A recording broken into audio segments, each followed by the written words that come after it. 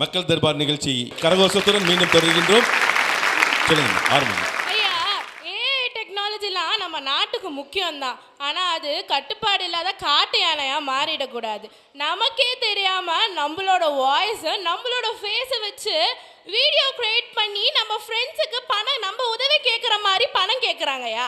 அது எவ்வளவு பெரிய குற்றம். அதை தடுக்கிறதுக்கு ஒரு சட்டம் கொண்டு வரலாம்லையா? அந்த சட்டம் கொண்டு வந்தால் இந்த மாதிரி வேலையெல்லாம் நடக்காது. நாங்கள் ஏஐ யூஸ் பண்ண வேணான்னு சொல்லலை, அதுக்கு ஒரு ரெகுலேட் பண்ணணும்னு தான் நாங்கள் சொல்கிறோம். அடுத்து எஜுகேஷன்.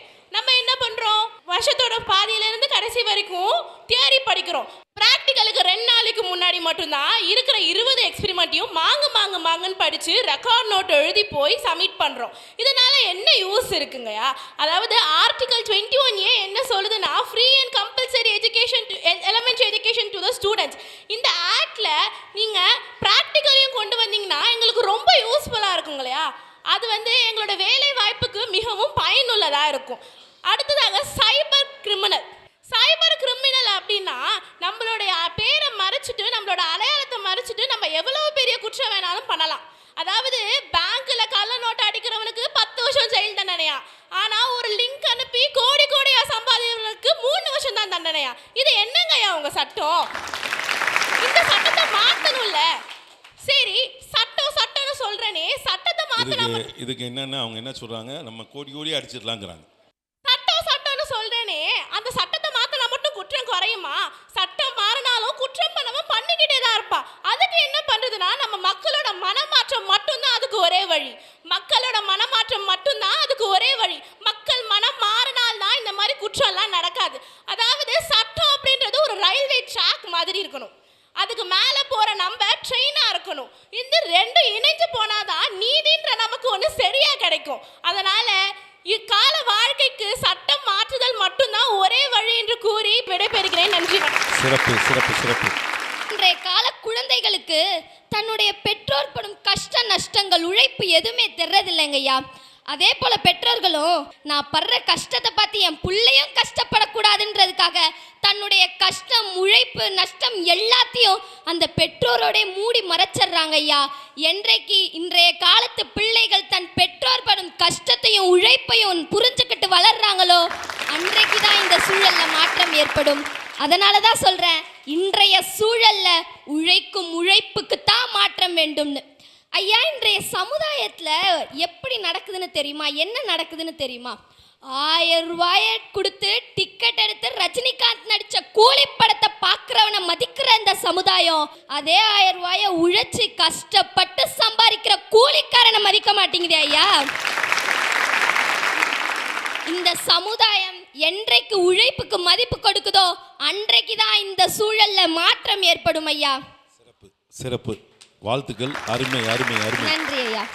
ஐயா, எங்கள் சித்தப்பா கிட்ட நான் ஃபோனில் பேசிகிட்டு இருந்தேன். எங்கள் சித்தப்பா புதுசாக கனடா நாட்டில் வேலை பார்த்துட்டு இருக்கார். எங்கள் சித்தப்பாவும் கனடா நாட்டில் ஸ்னோ பெய்யுது, ஸ்னோவில் ஜாலியாக விளையாடலாம், இங்கே பாரு மரம்லாம் எப்படி சூப்பராக இருக்குல்லன்னு கனடா நாட்டோடைய பெருமைகளெல்லாம் சொல்லிட்டு இருந்தாங்க. அப்போ நான் கேட்டேன், சித்தப்பா நீங்கள் கனடாவில் என்ன வேலை பார்க்குறீங்கன்னு. அதுக்கு எங்கள் சித்தப்பாவும் சாஃப்ட்வேரில் வேலை பார்க்குறமான்னு சொன்னாங்க. அதுக்கு நான் கேட்டேன், சாஃப்ட்வேரில் சாப்பிட்டுட்டு தானே வேலை பார்க்குறீங்க? நம்ம நாட்டில இருந்து ஏதோ ஒரு மூலையில ஏதோ ஒரு விவசாயி யாரோ ஒருத்தர் சாப்பிடணுன்றதுக்காக வெயிலையும் மழையிலையும் வியர்வை சிந்தி உழைக்கிறானே. ஆனா நீங்க மட்டும் நம்ம நாட்டில் பிறந்து, நம்ம நாட்டில் வளர்ந்து, நம்ம நாட்டில் படிச்சு, நம்ம நாட்டில் எல்லாத்தையும் வாங்கிட்டு உழைப்புன்னும் போது மட்டும் வேற நாட்டில் தர்றீங்களே. இந்த உழைப்புல தாங்க ஐயா மாற்றம் வேண்டும். இந்த சித்தப்பா நினைச்சிருப்பாரு, ஏன்டா வீடியோ காலில் இந்த பிள்ளையை பார்த்தோன்னு சொல்லி. அதுக்கு எங்கள் சித்தப்பா சொல்கிறாருங்க ஐயா, நான் நம்ம நாட்டில் வேலை பார்க்கலாம் தான், இல்லைன்னு சொல்லலை. ஆனால் நம்ம நாட்டில் கிடைக்கிற ஊதியத்தை விட அந்த நாட்டில் அதிகமாக ஊதியம் கிடைக்குதே. நம்ம நாட்டில் உழைப்புக்கு மதிப்பு தர மாட்டாங்கம்மா. நம்ம நாட்டில் உழைப்புக்கு ஏற்ற ஊதியம் இல்லை, அதனால தான் நான் வெளிநாட்டில் பார்க்குறேன்னு சொல்கிறாரு. இந்த உழைப்புக்கு ஏற்ற ஊதியம் மாறணுங்க ஐயா. இப்படி எல்லா துறைகளிலும் ஒரு சின்ன மாற்றம் ஏற்பட்டாலே போதுங்க ஐயா. இன்றைய சூழல்ல நிச்சயம் மாற்றம் ஏற்படும் ஐயா. வழியில கிடைச்ச 500 ரூபாயை விட உழைச்சு சம்பாதிக்கிற 100 ரூபாய்க்கு தாங்க ஐயா மதிப்பு அதிகம். உழைக்கிறதுக்கு தயங்காத வரையிலும் பிழைப்பதற்கு தடங்கள் வராது ஐயா. அதனால தான் சொல்றேன், இந்த சமுதாயத்துல உழைக்கும் உழைப்புக்கு தான் மாற்றம் மாற்றம் வேண்டும்னு. சார், அந்த காலகட்டத்தில் குருகுல கல்வி முறை இருந்தது. ஏன்னா அப்போ வேதங்களும் யாதங்களும் தேவைப்பட்டது. அதுக்கப்புறம் ஆசிரியர்கள் வீடு வீடாக சென்று மாணவர்களுக்கு கல்வியை கற்றுக் கொடுத்தாங்க. அதுக்கப்புறம் இந்தியா பிரிட்டிஷ் காலனி அடிமையில் இருந்ததுயா. பிரிட்டிஷோட ஆட்சி மொழியான ஆங்கிலத்தை நம்ம மேலே திணிச்சாங்க. சுதந்திரத்துக்கு அப்புறம் நேஷ்னல் எஜுகேஷன் பாலிசி சிஸ்டம் கொண்டுட்டு வந்தது தான் இப்போ நம்ம படிக்கிற கல்வி முறை. இந்த சூழலில் என்னையா இல்லை, டெக்னாலஜிக்காக பஞ்சம், ரோபோட்டிக் டீச்சர்ஸ், பசங்க பார்த்து கற்றுக்கிறதுக்கு டிஜிட்டல் ஸ்க்ரீனிங் என எல்லா விதத்துலேயும் மாற்றம் கொண்டு வந்துருச்சு. நீங்கள்லாம் கேட்கலாம், அப்புறம் என்னதாம்மா மாற்றம் வேணும் அப்படின்னு சொல்லிட்டுன்னு.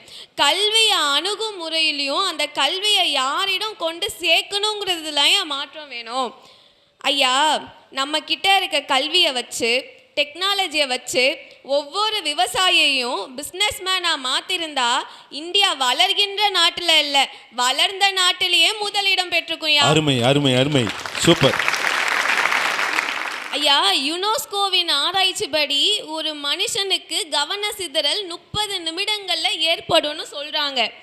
ஆனால் ஐயா, இன்னைக்கு நான் ஒரு டீச்சர், கிளாஸில் போய் நின்னா 20 நிமிஷத்துலேயே மேடம் நீங்கள் சொல்கிறத என்னால் கவனிக்க முடியலன்னு சொல்கிறாங்க. இதுக்கெல்லாம் காரணம் என்னையா? அவங்க பார்க்குற இன்ஸ்டாகிராம் ரீல்ஸும் யூடியூப் ஷார்ட்ஸும் தான்யா.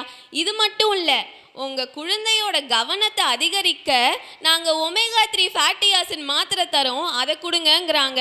உங்கள் குழந்தை டாலராகவும் ஷார்ப்பராகவும் இருக்க இந்த பவுடரை கொடுங்கங்கிறாங்க. இந்த சூழ்நிலையில் இதை தானே மாற்ற வேண்டும். அருமை அருமை. நான் படிக்கும்போது எங்கள் அம்மா சொல்லுவாங்க, பொம்பளை பிள்ளையா போயிட்டா கண்ணையும் மூஞ்சையும் விட்டுட்டு தோலை உரிச்சு தொங்க போடுங்கன்னு.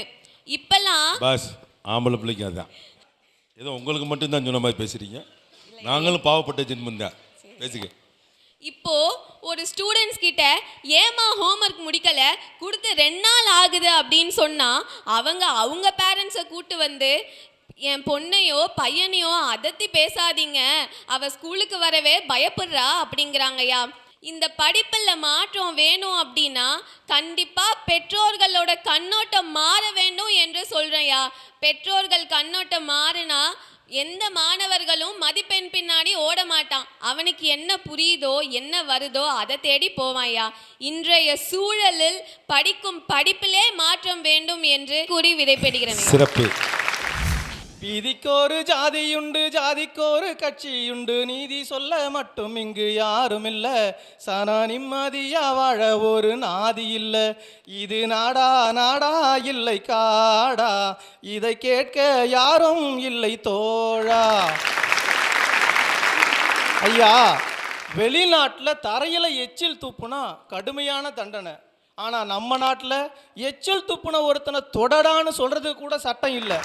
ஒரு முறை ஒருத்தன் டிடியில் வரான்னா அவனை பிடிச்சி 10,000 ரூபா வரைக்கும் அபராதம் போடுறீங்க, 6 மாதம் ஜெயில் கொடுக்குறீங்க. 2வது முறையும் அவன் மாட்டினா மட்டும்தான் அவனுடைய வாகனத்தை பறிமுதல் செய்கிறீங்க ஐயா. அவன் முதல் முறையே அவனுடைய வாகனத்தை பறிமுதல் செஞ்சால் அடுத்தது எப்படிங்க ஐயா வருவான்? குடிச்சிட்டு தள்ளாடி தானே வருவான். இன்னொரு வாகனத்தில் வந்துடுவார் ஐயா, இன்னொரு வாகனத்தில் வந்துடுவார். அது இல்லைங்க ஐயா, அவனுடைய வாகனத்தில் தான் முதல்ல வருவான், அப்படி இல்லைன்னா நடந்தே வருவான் ஐயா. போதை தெரியாது, அவ்வளோதான், முடிஞ்சு போச்சு. இன்னைக்கு நம்முடைய நாட்டில் ஐயா, ராமேஸ்வரத்தில் ஒரு பெண்ணை நேருக்கு நேராக, பள்ளி மாணவி அந்த பெண்ணு நேருக்கு நேராக கொலை செஞ்ச ஒருத்தவனுக்கு ஆயுள் தண்டனை கொடுத்துருக்கீங்க, நாங்கள் ஒத்துக்கிறோம்.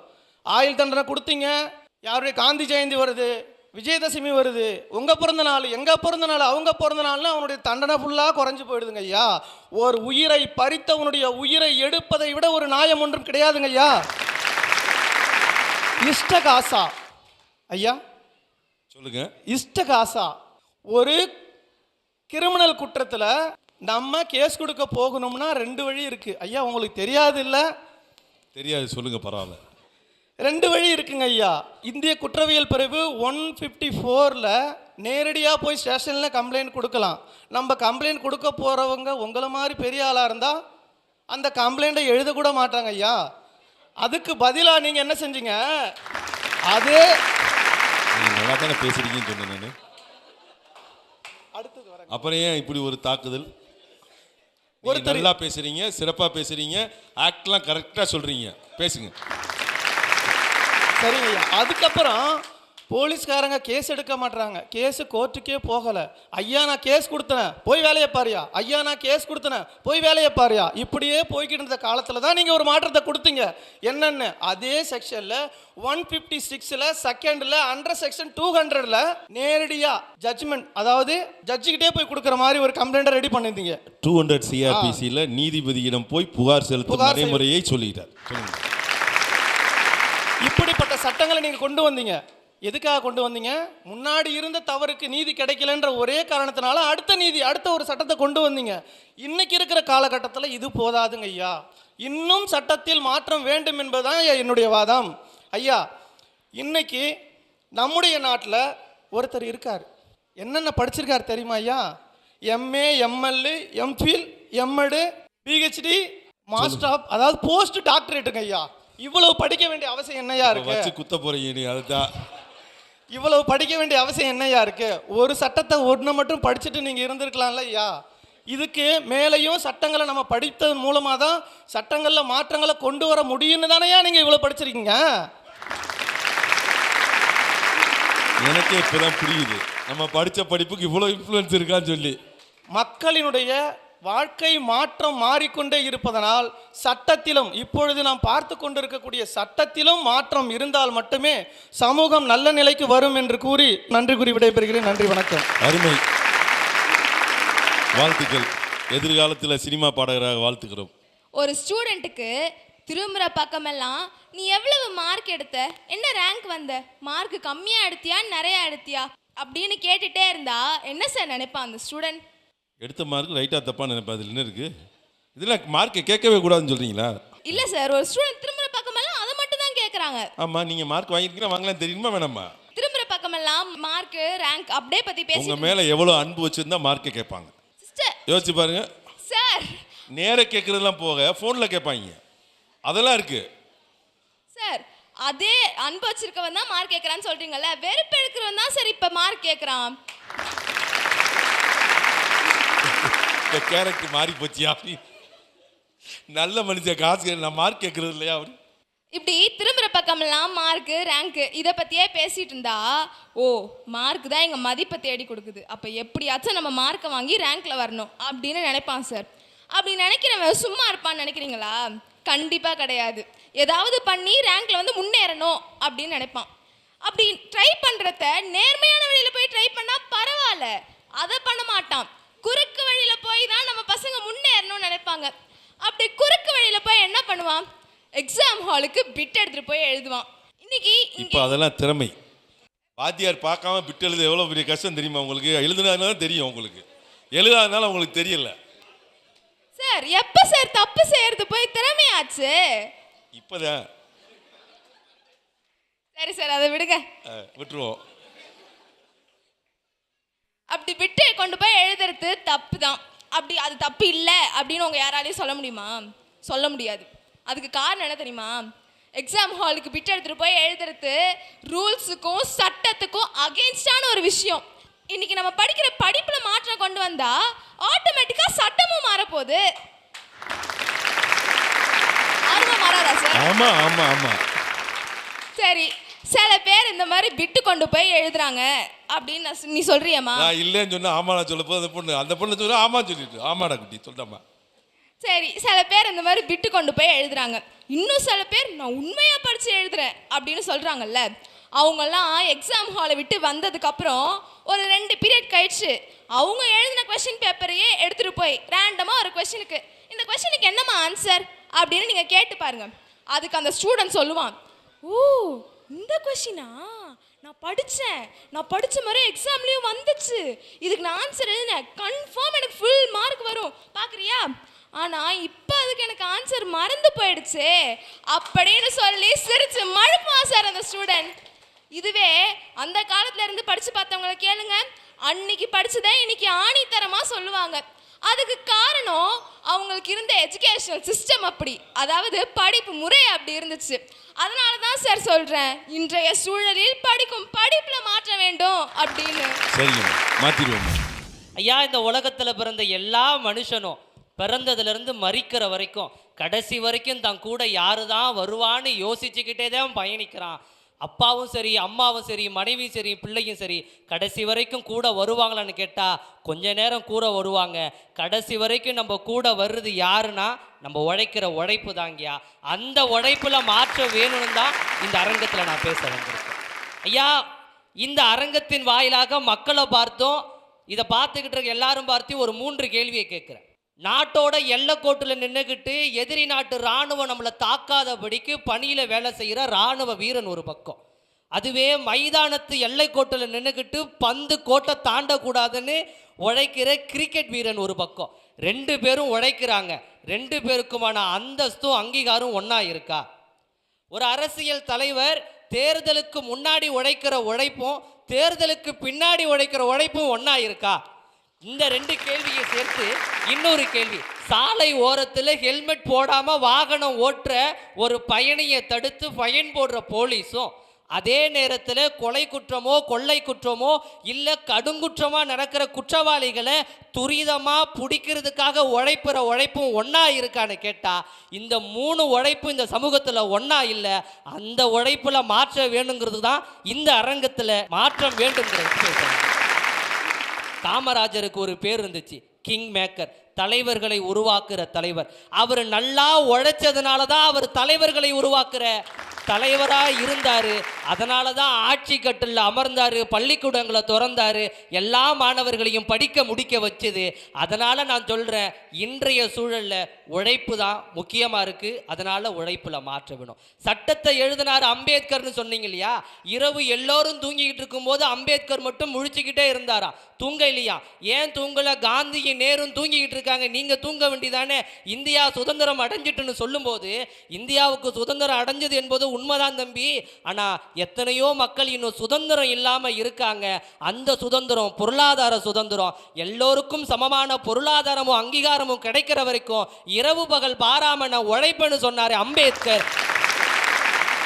அதனால சட்டம் பிறந்தது, அதனால இந்த உலகத்தில் மாற்றம் நிறைந்தது.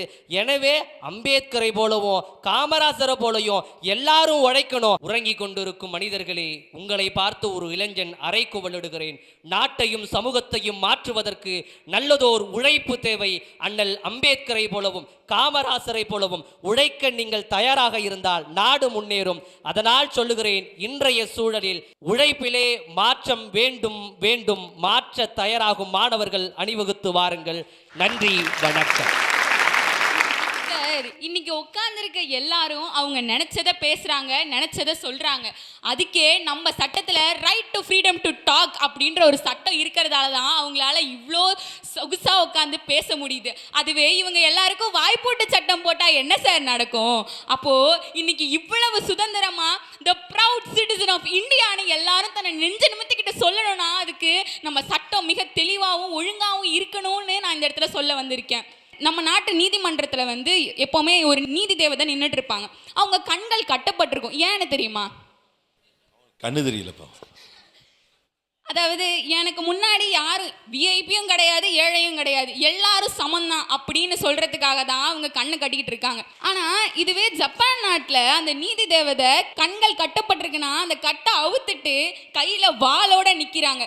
யாரு தப்பு பண்ணாலும் ஒரே சொருகு அவ்வளவுதான் அப்படின்னு சொல்றாங்க. ஆனா நம்ம நாட்டில் அந்த மாதிரி நம்ம ஊர்ல வச்சிருந்தா மாத்தி குத்தி போடுவாங்க, அந்த அம்மா குத்தி போடுவாங்க. ஆனா நம்ம நாட்டுல நீதி தேவதை கையில வாள் வச்சிருந்தா அதை எடுத்துட்டு போய் இரும்பு கடையில போயிட்டு பேரிச்சம்பழம் வாங்கி சாப்பிடுறாங்க சார். இந்த நிலைமை மாறணும். அதே மாதிரியே இப்போ எடிட்டிங்கு, மாஃபிங்கு, அது இது ஏஐ ஜெமினைன்னு பேசுகிறோமே, இந்த எடிட்டிங் வந்ததுக்கான காரணம் என்ன தெரியுங்களா? நம்ம தெரு வீதியில் எல்லா இடத்துலையுமே பார்த்துருப்போம். நான் அன்னைக்கு ஒரு நாள் நடந்து போயிட்டு இருந்தேன்.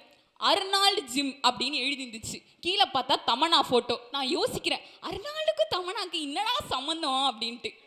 உங்களுக்கு தெரியல இது வரைக்கும்? தெரிஞ்சா சொல்லலாம்ல.